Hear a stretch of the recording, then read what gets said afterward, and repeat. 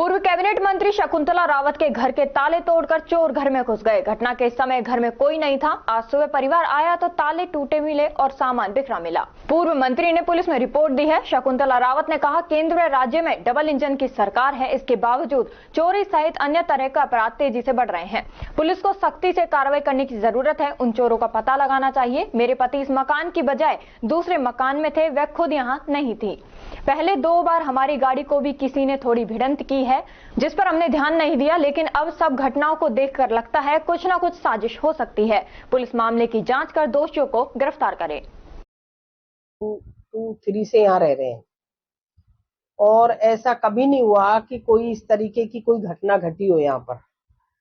अभी मैं यहीं पर थी और परसों रात को मैं जयपुर चली गई और सुबह मेरे पास फोन गया कि इस तरीके से जो हमारा सामने ऑफिस है उसमें बेडरूम भी है, सामान भी रखा है, तो वहां दोनों ताले तोड़े उन्होंने। मेन लॉक तो रहने दिया गेट का और दोनों लॉक तोड़े और पूरा सामान जो है बिखेर दिया उन्होंने। सामान बिखेरा, अब क्या हुआ क्या नहीं हुआ इतनी देर में जैसे भी पता नहीं, हमें तो कोई जानकारी है नहीं। ऊपर का गेट खोल करके वो कहाँ है क्या नहीं है भागे। तो ये एक बहुत बड़ी जो है, मेरे को लगता है किसी ना किसी की साजिश भी हो सकती है, क्योंकि इतने दिन से हम राजनीति में है तो उनको हमारे खिलाफ कोई पॉइंट नहीं मिल रहा है।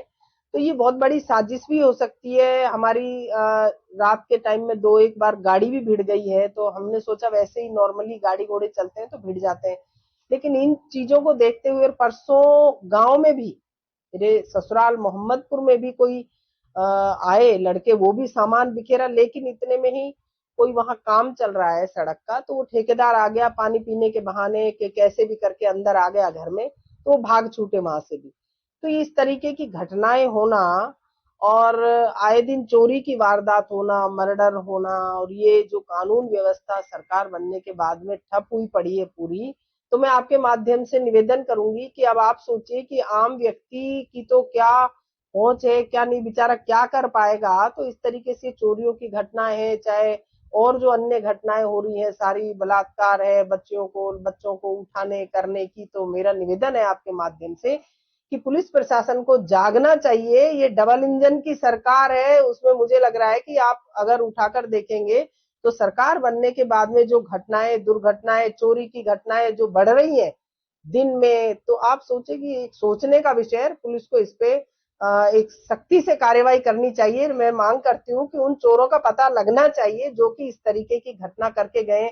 हमारा बेडरूम भी उधर है, वो तो शुक्र है कि मेरे हस्बैंड आज उधर नहीं सो रहे थे, इस वाले मकान में सो रहे थे। तो उनका मकसद क्या था कि वो मारने आए थे, क्या आए थे, तो ये एक बहुत बड़ा एक साजिश हो सकती है, इसकी तह तक जाना जरूरी है।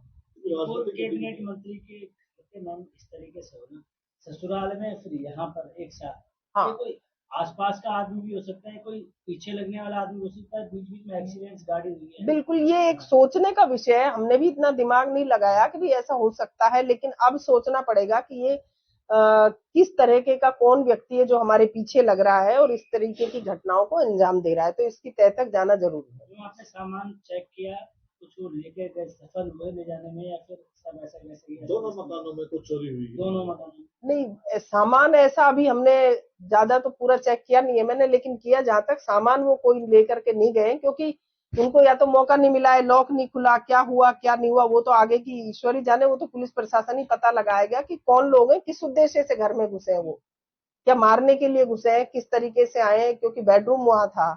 और शुक्र है कि भाई, मैं मानती हूँ कि ईश्वर का शुक्र है कि हम लोग यहाँ थे, मेरे हस्बैंड और मैं परसों ही रात को गई हूँ यहाँ से।